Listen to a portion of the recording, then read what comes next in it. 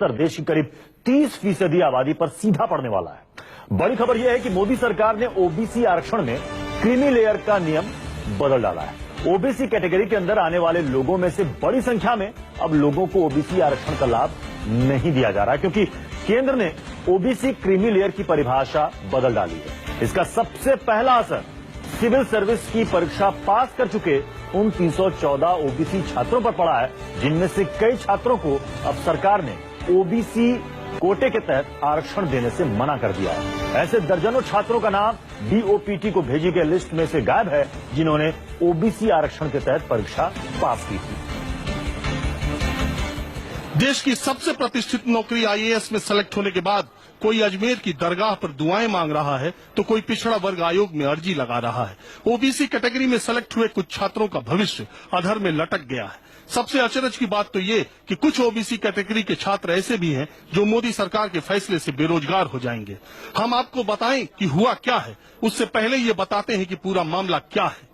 2015 की यूपीएससी से होने वाली सिविल सर्विसेज की परीक्षा में कुल 1078 परीक्षार्थी सफल घोषित हुए, जिसमें 314 ओबीसी कैटेगरी के छात्र भी सफल थे। यूपीएससी ने सफल हुए छात्रों की लिस्ट केंद्रीय कार्मिक मंत्रालय को सर्विस अलॉटमेंट के लिए भेज दी, जैसा आज तक होता आया है। आईएएस की परीक्षा में सफल हुए ओबीसी कैटेगरी के छात्रों के घर मिठाइयां बटी, ढोल नगाड़े बजे कि उनके बेटे को लाल बत्ती गाड़ी, बंगला, नौकर सब मिलेगा।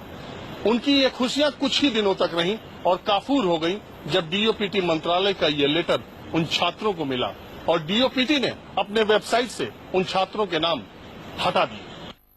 डीओपीटी यानी department of personal and training की वेबसाइट पर जब सर्विस अलॉटमेंट हुआ तो बहुत से ओबीसी छात्रों का नाम लिस्ट से गायब हो गया।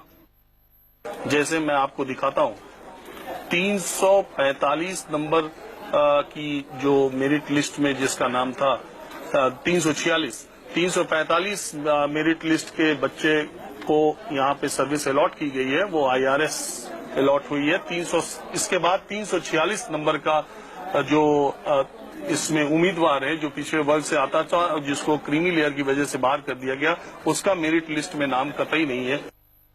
तो अब आपको लग रहा होगा कि जिन ओबीसी कैटेगरी के छात्रों को यूपीएससी ने सफल घोषित किया, उनका नाम कैसे गायब हो गया।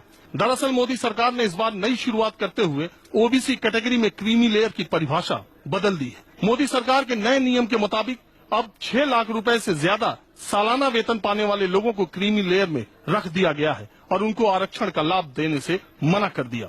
इसकी वजह से बैंक,